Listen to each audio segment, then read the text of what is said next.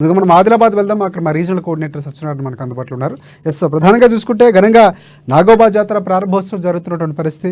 నిన్న అర్ధరాత్రి మహాపూజలు చేసిన మిశ్రమ వంశీయులు దేశంలోనే అతిపెద్ద రెండో గిరిజనోత్సవంగా ఉన్నటువంటి పరిస్థితి కనిపిస్తుంది. వేలాదిగా ఎడ్ల బండపై తరలివచ్చిన మిశ్రమ వంశీయులు ఆలయ ఆవరణంలోనే 3 రోజులు బస చేస్తారు. తర్వాత తెలంగాణతో పాటు వివిధ రాష్ట్రాల నుంచి కూడా పెద్ద ఎత్తున భక్తులు తరలి వస్తున్నటువంటి పరిస్థితి కనిపిస్తుంది. గిరిజన ఉత్సవాల్లో చాలా ప్రముఖమైనటువంటి ప్రతిష్ట కలిగినటువంటిది, ప్రఖ్యాతి కలిగినటువంటి నాగోబా జాతర మహోత్సవాలకు సంబంధించి పూర్తి అప్డేట్స్ అండి సార్. ఎస్, చెప్పండి సత్యనారాయణ. జాతర ఇది దేశంలోనే రెండో అతిపెద్ద జాతర. మేడారం సమ్మక్క సార్లక్క జాతర తర్వాత అంతే ప్రసిద్ధిగాంచినటువంటి ఒక జాతరగా ఆ కేస్లాపూర్ నాగోబా జాతరకు పేరుంది. మిశ్ర వంశీయుల ఆరాధ్య దైవం అనేటువంటి నాగోబా జాతర అంటే సర్పజాతిని పూజించడమే నాగోబా జాతర యొక్క ప్రధాన ఉద్దేశం. అయితే మిశ్ర వంశీయులు తమ ఆరాధ్య దైవం అనేటువంటి నాగోబాకు ప్రత్యేకంగా పూజలు చేస్తారు. అంటే పుష్యమాస అమావాస్య అంటే నిన్నటి రోజున ఈ అర్ధరాత్రి వేళ ఈ మహాపూజ అంటే ఎప్పుడైతే దానికోసం ఈ తంతు అంతా చాలా సుదీర్ఘంగా కొనసాగుతుంది. నాగోబా జాతరకు సంబంధించిన పనులన్నీ కూడా దాదాపు 4 రోజుల ముందు నుంచి కూడా ప్రారంభమవుతాయి. ముందుగా నాగోబాకు ఎప్పుడైతే ఆ నాగోబా తేదీలు, జాతర తేదీలు, ఆ తర్వాత నాగోబా కుండలకు ఆర్డర్ ఇవ్వడం, ఆ తర్వాత నాగోబాకు సంబంధించినటువంటి ఒక గంగా జలం కోసం వెళ్లే సమయాలు, ఇవన్నీ కూడా తేదీల వారీగా తెలిపేందుకు రథయాత్ర అంటే ప్రచార కార్యక్రమం ఒక ఎడ్ల బండి ద్వారా మిశ్రం పెద్ద వంశీయుడు ఆ ఎడ్ల బండి నడుపుకుంటూ గ్రామాన తిరుగుతూ ఆ తేదీలను తర్వాత వాటికి సంబంధించిన వివరాలను తెలియజేస్తూ తిరగడం అనేటువంటిది రథయాత్ర అంటారు. అక్కడి నుంచి ఈ యొక్క జాతర పనులు ప్రారంభమవుతాయి.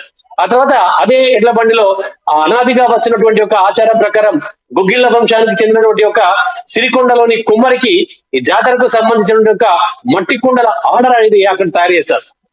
అయితే ఆ మట్టి కుండల ద్వారానే ఇక్కడ పూజా కార్యక్రమాలు జాతరకు సంబంధించినవి కొనసాగుతుంటాయి. కాబట్టి ఇవి ఈ యొక్క జాతరలో చాలా శ్రేష్టమైనటువంటివి మట్టి కుండలు గుగ్గిల వంశానికి చెందినటువంటి వాళ్ళు తయారు చేస్తుంటారు. అయితే అక్కడ ఆర్డర్ ఇచ్చిన తర్వాత అక్కడ నుంచి తిరిగి ఒక 7 రోజుల పాటు గ్రామాన తిరిగి మిశ్రమ వంశ పెద్దల్ని కలిసి ఈ యొక్క జాతరకు ఆహ్వానిస్తున్నట్టు వాళ్ళకి ఆహ్వాన పత్రికలు పంపి ఆ తర్వాత తిరిగి కేసులాపూర్కు చేరుకుంటారు. ఆ తర్వాత మళ్ళీ కేసులాపూర్ నుంచి 20 రోజుల పాటు దాదాపుగా పాదయాత్ర ద్వారా వెళ్ళడము రావడము ఒక 20 డేస్ పాటు కొనసాగుతుంది.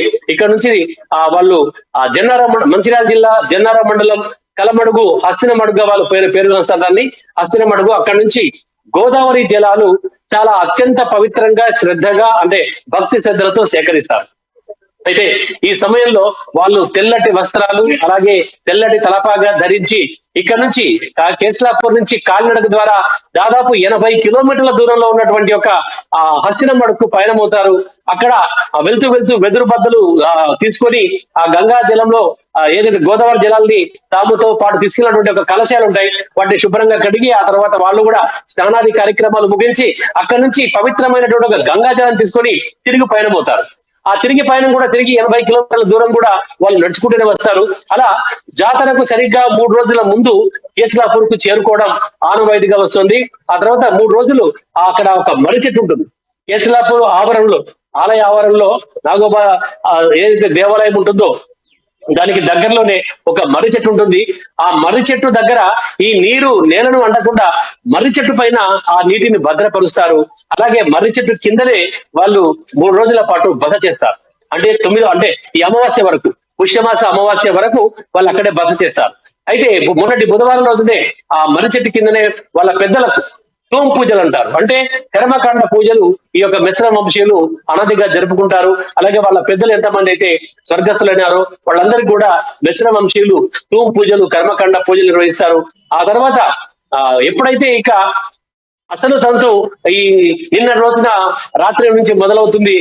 అంటే నాగోబా మహాపూజ వాళ్ళు ఏదైతే అత్యంత పవిత్రంగా తెచ్చినటువంటి ఒక గంగా జలం ఉంటుందో ఆ గంగా జలంతో నాగోబా ఆలయాన్ని పరిశుద్ధం చేసి ఆ తర్వాత వాళ్ళు మాత్రమే అంటే మహాపూజలో మిశ్రం వంశీయులు మాత్రమే పాల్గొంటారు. ఇంకా మిగతా ఎవరిని కూడా అక్కడికి రానివ్వరు. పూజ అనంతరం అందరికీ దర్శనం కల్పిస్తారు. అప్పటికే అక్కడ చేరుకున్నటువంటి ప్రజా ప్రతినిధులు ఆ తర్వాత జిల్లా వీళ్ళందరూ కూడా హారతి ఇచ్చిన తర్వాత వీళ్ళు తిరిగి ప్రత్యేక పూజలు చేయడంతో ఈ నాగోబా జాతర మహాపూజ అనేటటువంటి ఒక తంతు పూర్తవుతుంది. ఆ తర్వాత వెంటనే కొత్త కోడళ్ళు అంటే ఈ యొక్క మిశ్రమ వంశీయుల్లో అనాదిగా ఆచారంగా వస్తున్నటువంటిది. ఎప్పుడైతే నాగోబా దర్శించిన తర్వాతనే మిశ్రమ వంశ పెద్దల ఆశీర్వాదం తీసుకున్న తర్వాతనే ఆ వంశంలోని పెళ్ళైనటువంటి ఒక కోడలను ఆ వంశం వారిగా గుర్తించడం ఆనవాయితీగా జరుగుతోంది. అంటే అప్పటి వరకు నాగోబా దర్శించినటువంటి యొక్క కొత్త కోడళ్ళు మెస్రం వంశంలో ఎంతమంది ఉంటారో వాళ్ళందరినీ కూడా ఈ యొక్క మహాపూజ అనంతరం అర్ధరాత్రి 1 గంటకు నాగోబా దేవతకు మెస్రం పెద్దలు పరిచయం చేస్తారు. దాన్ని మెస్రం వంశ పెద్దల భాషలో బేటింగ్ అంటారు. అంటే అప్పుడు వాళ్ళతో ఆ కోడలను పరిచయించిన తర్వాత మెస్రం వంశ పెద్దలు వాళ్ళకు ఆ పాదాలు నమస్కరించిన తర్వాత ఆశీర్వాదం ఇస్తారు. ఆ ఆశీర్వాదం ద్వారానే వాళ్ళు తిరిగి ఆ యొక్క మెస్రం కుటుంబంలో చేరినట్టుగా భావిస్తారు. ఆ తర్వాత ఇక ఈ అల్లుళ్ళు ఎవరైతే మెస్రం వంశంలో అల్లుళ్ళు ఉంటారో ఈ అల్లుళ్ళు అక్కడి నుంచి అక్కడ ఏదైతే మరచెట్టు వద్ద ఉన్నటువంటి ఒక బావి ఉంటుందో ఆ బావి నుంచి నీళ్లు తోడతారు. కోడళ్ళేమో ఆ నీటిని పట్టుకొస్తారు. పట్టుకొచ్చిన తర్వాత మళ్ళీ అల్లుళ్ళే అక్కడ ఉన్నటువంటి పాత పుట్టలు ఏవైతే ఉంటాయో ఆ పాత పుట్టల్ని పూర్తిగా తొలగించేసి ఆ మట్టితో ఈ నీటిని మట్టిని తడిపిన తర్వాత మళ్ళీ మహిళలకు ఇవ్వడం జరుగుతుంది.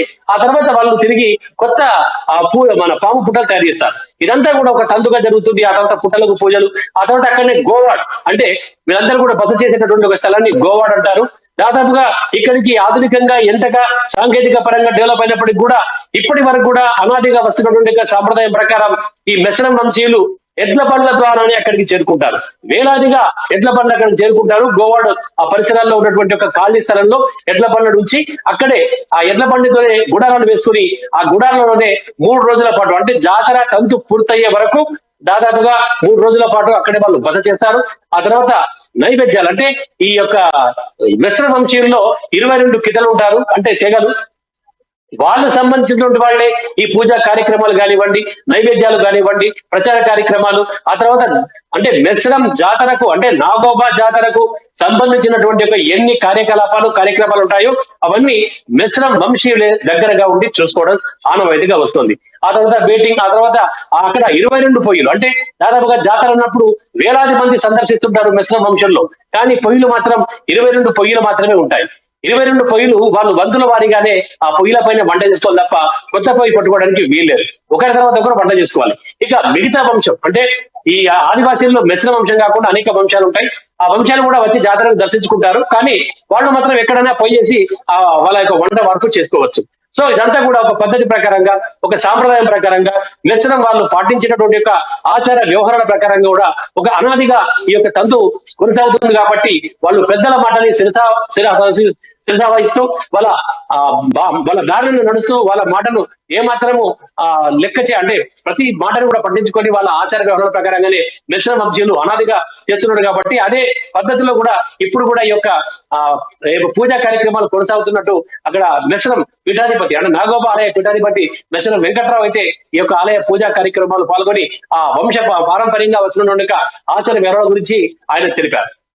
సో ఓవరాల్ గా చూస్తే ఇది మెస్రం అంటే ఆదివాసీ గిరిజనుల అతిపెద్ద గిరిజనోత్సవం. అంటే అంతా కూడా చాలా సంబరంగా 4 రోజుల పాటు అత్యంత భక్తి శ్రద్ధలతో నియమ నిష్ఠలతో జరుపుకునే నాగోబా జాతరగా ఇదైతే ప్రసిద్ధి చెందింది. Rajasekhar. Right. Thanks for updates Satyanarayana.